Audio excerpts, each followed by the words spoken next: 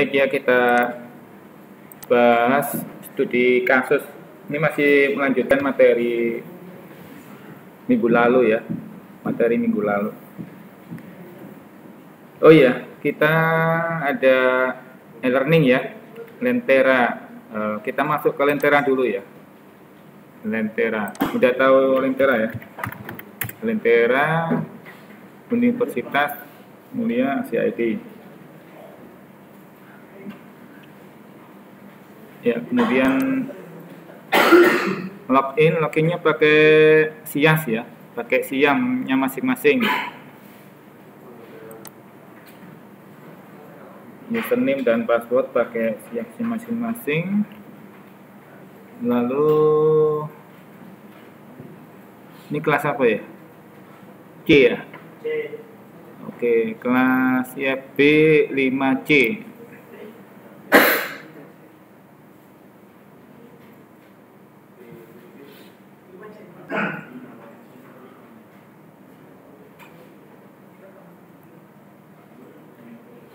Ya, kita masuk ke materi kuliah. Terus ya ini ya, pertemuan keempat hari ini, minggu keempat, analisis kebutuhan.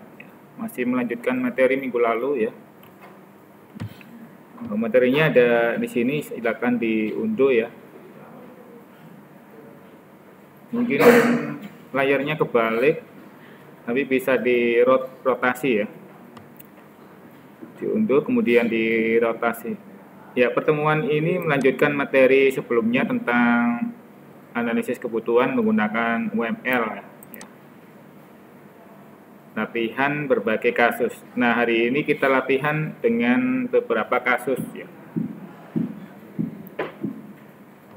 Tahapan untuk membuat sebuah analisis dengan activity diagram atau kita sebut sebagai proses bisnis ya. Antara lain ini ya, pertama kita pelajari notasi XML UML-nya ya. Untuk membuat notasi-notasi grafis bisnis proses bisnis. Yang kedua adalah mengumpulkan data. Nah, jadi kalau kita sudah pelajari kemarin, langkah berikutnya mengumpulkan data. Nah, mengumpulkan data ini bisa berupa wawancara, bisa observasi ya, mengamati langsung di lapangan, studi literatur ya, atau mempelajari SOP dan lain sebagainya. Itu ada materi minggu lalu ya. Nah, hari ini kita mulai merancang sebuah proses bisnis. Materinya ada di sini, silakan diunduh ya. Kemudian kita bahas hari ini tentang bisnis proses tadi ya. Sebenarnya materinya masih melanjutkan di modul yang awal ya. Yang pertama itu ya, kita buka halaman 73 gitu ya. Bagian sudah saya upload di di materi tadi.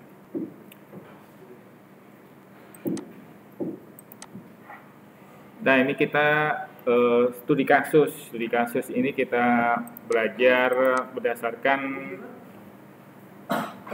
pengamatan yang ada di lapangan. Anggaplah kita melakukan observasi gitu ya, membuat proses bisnis sebuah mesin ATM ya, ini ya, mesin ATM. Memang mesin ATM yang ada saat ini itu mungkin lebih kompleks ya daripada contoh ini ya. Jadi kita ambil yang sederhana gitu ya. Pada intinya kalau kita ke mesin ATM itu biasanya cek saldo dan ngambil duit, itu aja. Biasanya gitu ya. Gajian misalnya, kita ya cek saldo, udah masuk belum gajinya? Oh, kalau sudah kita ambil duitnya, selesai gitu aja biasanya, nggak banyak-banyak transaksi. Nah, di studi kasus ini kita seperti demikian ya. Nah, biasanya dalam sebuah mesin ATM yang kita lihat di layar di mesin itu biasanya ada ini ya, view my balance, maksudnya ya cek saldonya.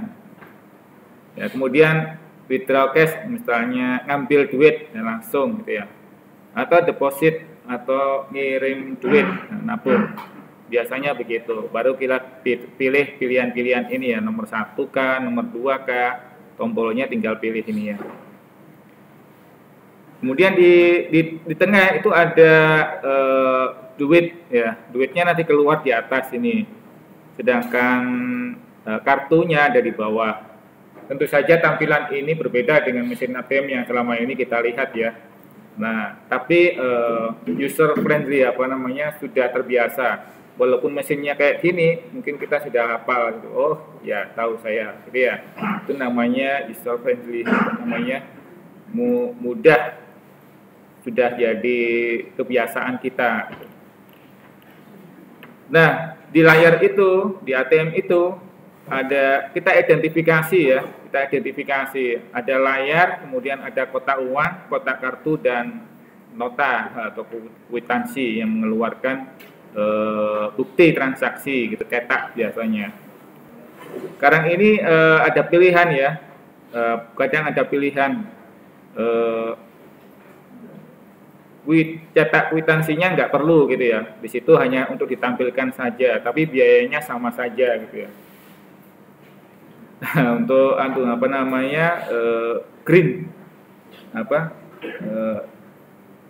green ya, untuk mencegah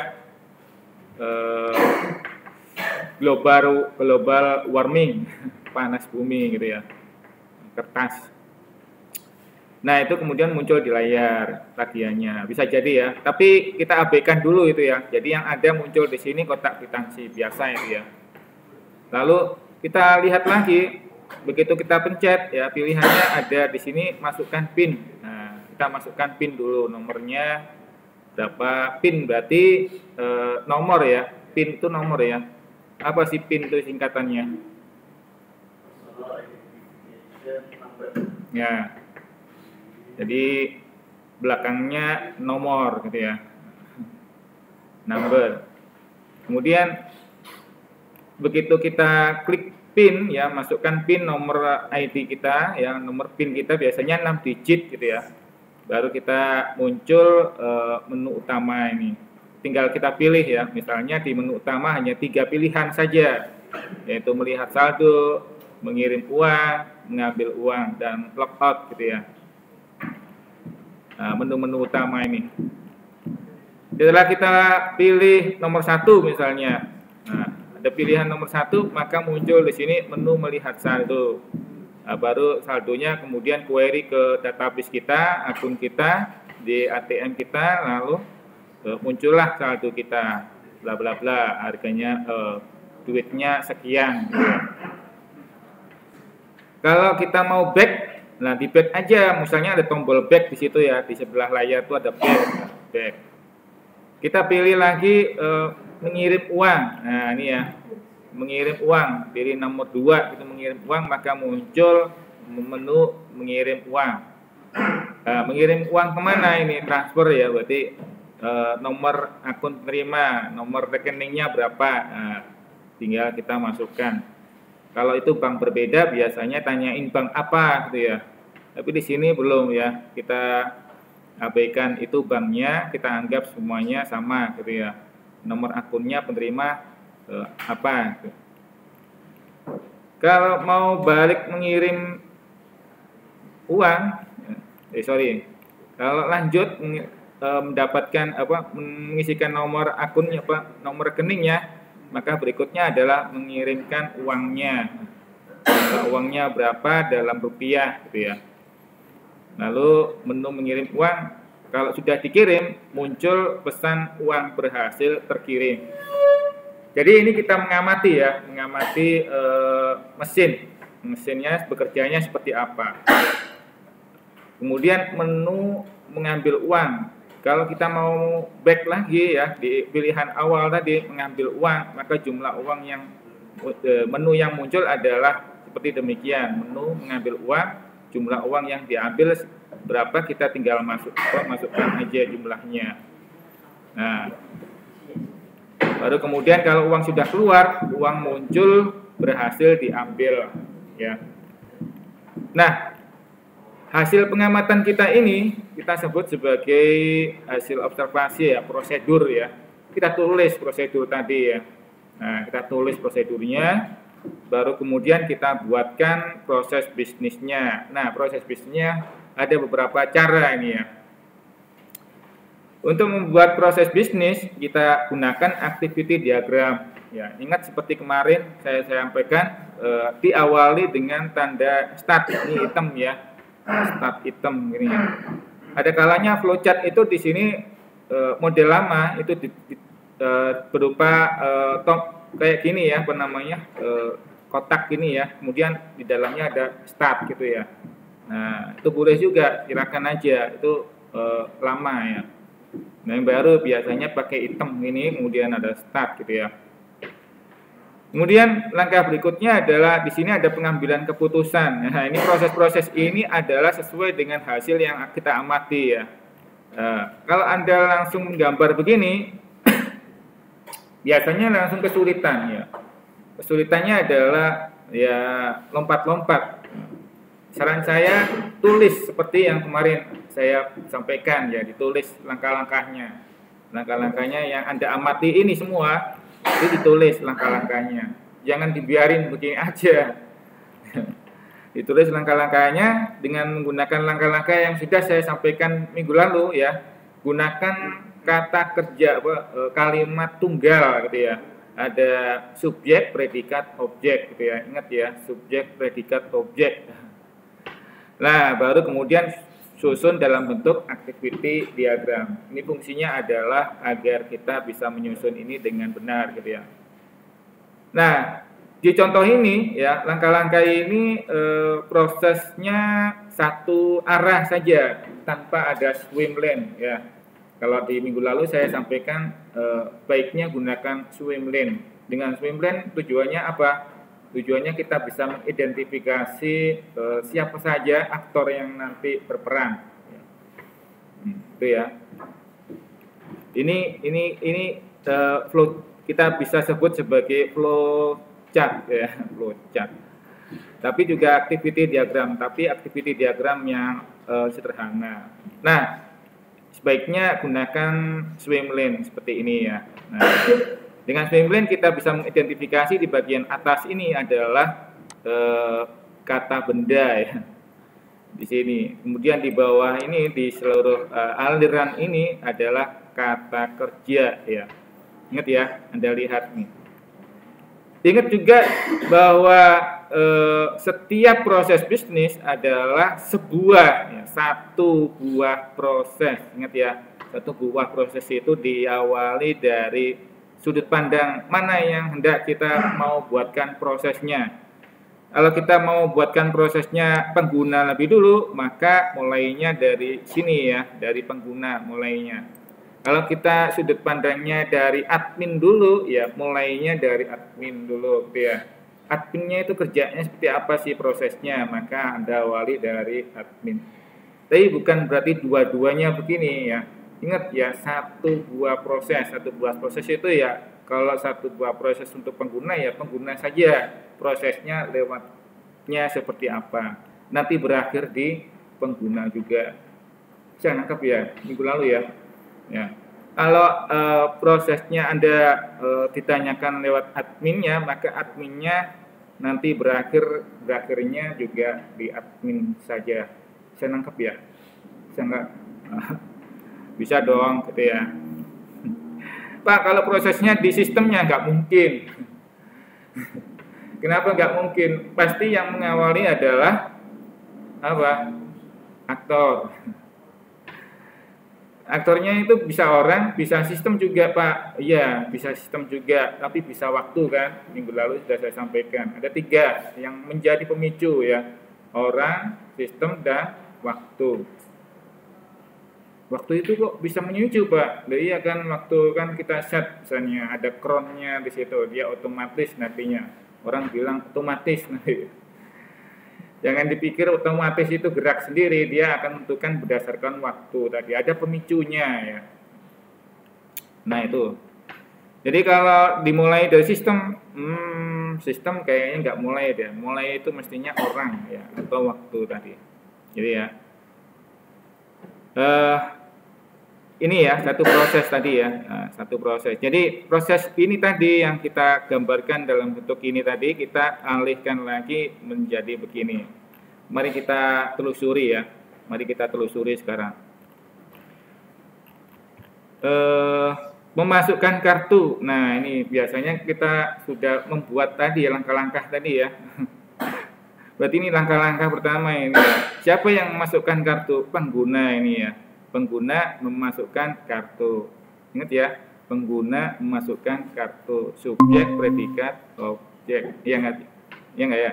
Nah, memasukkan kartu di mana? Di mesin. Sistem kemudian memvalidasi kartu. Ingat ya, sistem memvalidasi kartu. Pengambilan keputusan, misalnya kartunya valid enggak gitu ya. Kalau valid berarti dia akan memasukkan PIN. Gitu. Kalau nggak valid, sistem akan mengeluarkan kartu sambil memberitahu bahwasanya kartunya gagal, misalnya. Gitu. Mana kartunya gagal? Biasanya satu arah ya. Kalau seperti ini nampaknya kurang bagus ya. Jadi satu ya, satu masukan, satu keluaran. Ingat ya, satu masukan, satu keluaran. Satu masukan, satu keluaran. Satu masukan, satu keluaran. Tapi kalau beberapa keluaran seperti ini agak ribet nih ya. Ini yang paling aman, satu masukan, satu keluaran. Contoh yang seperti kemarin ya, teorinya di buku itu ya. Nah, nanti dicek lagi bahasan kemarin. Begitu juga kalau sudah memasukkan kartu, maka masukkan PIN, maka sistem akan memvalidasi PIN ya. Kalau PIN-nya valid gitu ya, maka dia akan menampilkan menu. Kalau tidak valid, dikembalikan lagi misalnya gitu ya, memasukkan PIN lagi atau informasi gitu ya, menampilkan informasi tidak valid sehingga dia harus masukkan PIN lagi dan seterusnya ya. Nah, ini kan proses-proses ini kan menurut Anda ya, menurut sudut pandang Anda, ini kalau begini, kan begini. Nah, itulah yang disebut desain menurut Anda. Ya. Nah, desainnya seperti apa? Nah, ini dalam contoh ini desain menurut penulis ya, menurut penulis. Tapi kalau kita pelajari, ya itu tadi ya, kita ingat bahwa teori kemarin satu proses ya, satu masukan, satu proses. Nah, proses ini menunjuk satu swing plane itu menunjukkan satu buah proses. Bisa nangkep ya. Setelah itu kita akan sudah membuat ini, maka berikutnya adalah kita akan membuat use case diagram ya. Use case diagram ini contohnya sederhana, biasanya seperti ini saja. Ya, ini pilihan pertama. Use case itu menggambarkan apa ini? Menggambarkan aktor dengan sistem ya. Nah, aktornya nanti berinteraksi dengan aplikasi apa saja yang ada di dalam sistem, gitu ya. Nah, biasanya aplikasinya adalah seperti ini ya. Kalau di dalam proses ini memasukkan kartu, biasanya gitu ya. Ini di dalam sistemnya ini validasi kartu, berarti ini yang dibikin kan ya. Nah, ini memasukkan kartu, validasi kartu di sini. Misalnya memasukkan PIN, harusnya di sini validasi kartu gitu ya.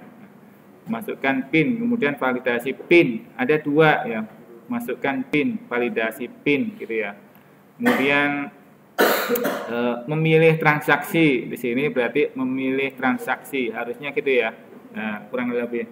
Tapi karena di sini ada melihat saldo, berarti di sini harusnya ada melihat saldo. Ini ya melihat saldo ya. Mengirim uang, mengambil uang, harusnya di sini juga ada mengirim uang ini ya.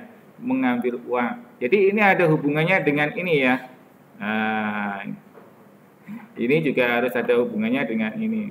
Ingat ya, untuk membuat use case ada notasi yang perlu kita ingat, yaitu aktor. Dia nanti berhubungan dengan siapa saja sistemnya. Sistem ini ya, kotak. Sistemnya itu ada simbol kotak ini. Kemudian di atasnya ada tulisan sistemnya apa gitu. Nah, sistem ini yang ada di sini, sistem ya. Sistemnya apa? Ini kalau sistem ya. Nah, terus kemudian aktor lainnya misalnya yang berinteraksi lagi. Misalnya aktor lain siapa? Admin misalnya. Harusnya ada admin di sini. Nah, ini muncul di use case berikutnya. Adminnya ada di sini. Anda bisa menggambarkannya dalam bentuk begini saja. Ingat, ini aktor, kemudian sistem, aktor. Nah, di dalamnya, di dalam sistem itu ada use case. Use case ini adalah aplikasi-aplikasi yang sudah Anda desain di sini ya. Nah, ini aplikasi apa saja yang ada muncul di sini, masukkan semuanya di sini ya. Nah, itu ya. Masukkan ini dalam bentuk lingkaran. Nah, kemudian ingat di dalam setiap use case ya, itu bentuknya juga kata kerja diikuti kata benda ya. Diikuti kata benda, memasukkan kartu, melihat saldo, memasukkan PIN dan seterusnya. Ingat ya, kata kerja aktif. Ya. Kemudian berikutnya adalah asosiasi. Asosiasi ini enggak kayak begini saja, enggak perlu pakai tanda panah ya. Nggak perlu tanda panah. Lupa yang atas itu kok ada include, ada extend apa namanya? Ya, include. Kalau include itu nanti kita jelaskan lebih detail ya pertemuan berikutnya. Yang jelas include itu alternatif ya. Paling gampang itu begini saja lah. Paling gampang begini saja. Include itu mewajibkan, misalnya memasukkan kartu. Kalau sudah di kartunya dimasukkan, ngapain gitu ya? Maka harus masukkan PIN-nya dulu. Include berarti wajib gitu ya. Buat itu ya harus dimasukkan, harus gitu ya. Maka tandanya adalah begini. Include itu berarti ini anak ya. Biasanya arahnya menuju ke anak. Induknya ini ya memasukkan kartu, anaknya adalah memasukkan PIN. Arah panahnya biasanya putus-putus begini, masukkan include ya.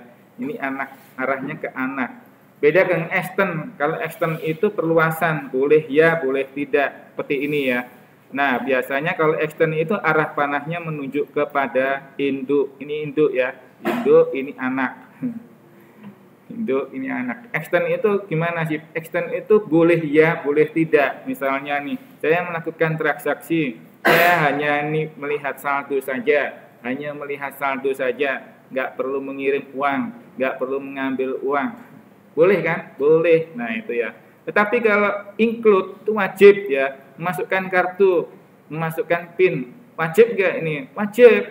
Supaya bisa masuk ke dalam kan? Wajib situ. Maka sifatnya adalah include. Arah panahnya menuju ke anak. Bisa nangkap ya? Nangkap ya?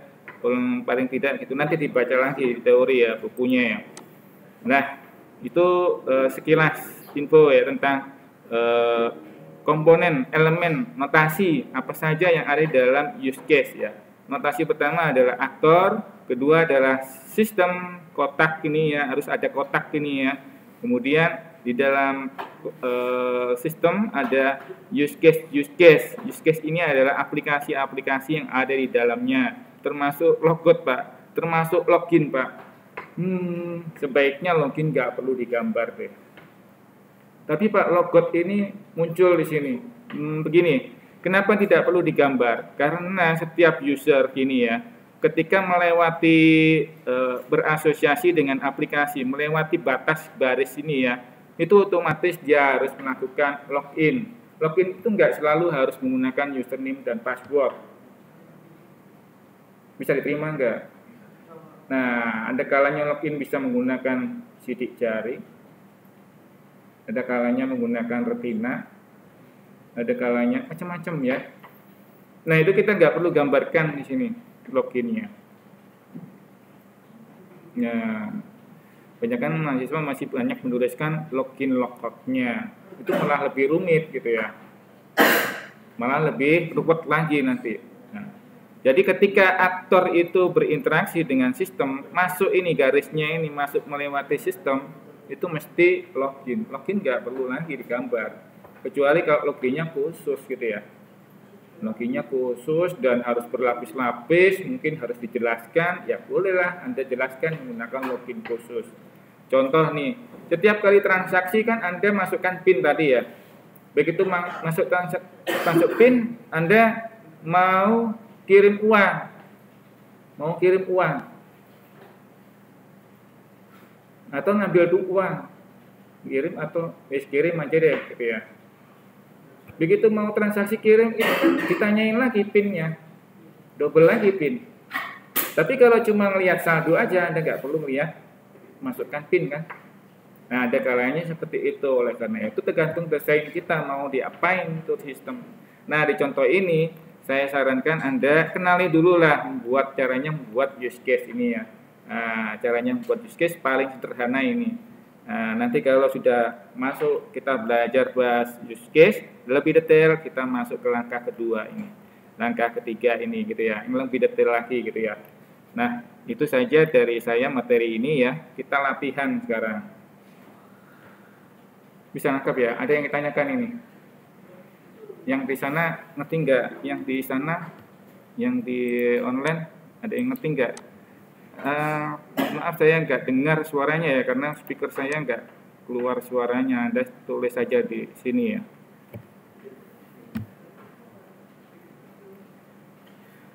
Nah, kalau sudah jelas, sekarang latihan ya. Kita latihan jam piro ini. Oke, jam 9, setengah 11, setengah 10 ya. Nah, waktunya kita latihan. Latihannya ada di sini ya. Latihannya ada di sini di Lentera. Di Lentera Anda masuk ke sini.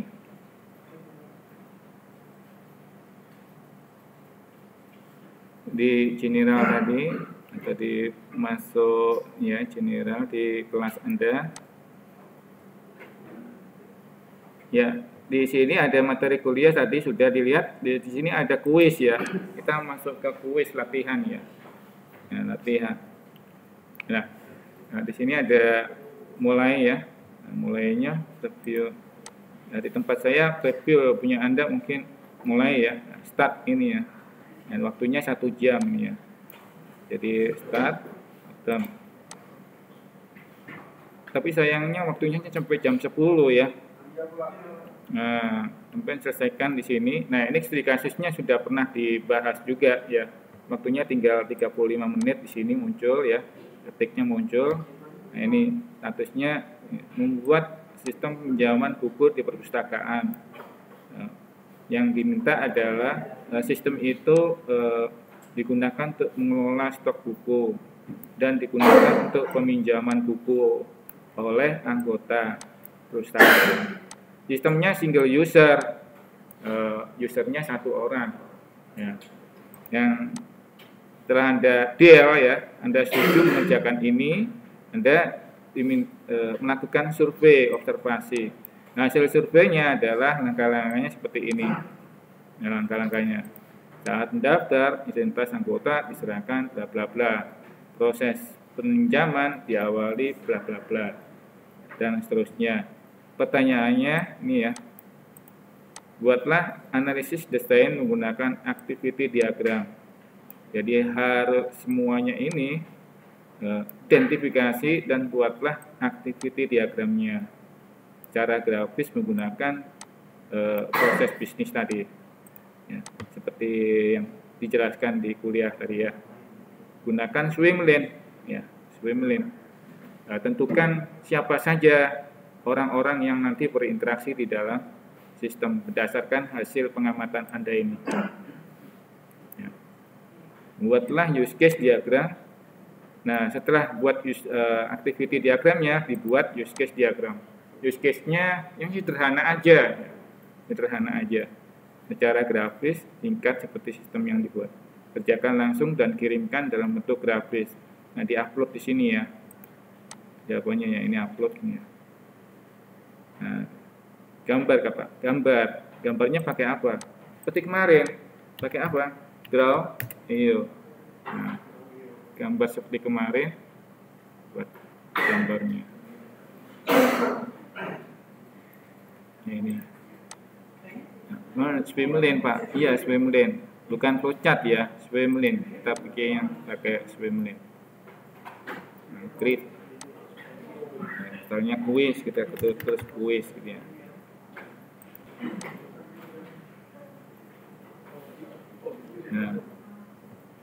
Nah, spindlenya miring begini, boleh tegak, boleh miring, boleh. Sama aja seperti kemarin ya. Nah, terus gambar.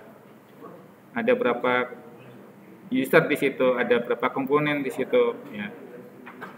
Silakan dijawab ya. Terus keterangan jawaban Anda di sini. Keterangannya paling sebentar aja ya.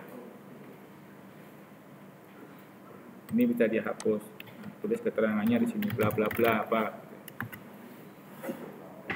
Hasil yang diupload JPEG ya, JPEG gambar, JPEG atau JPG, PNG boleh, PNG boleh. Dan waktunya 30 menit.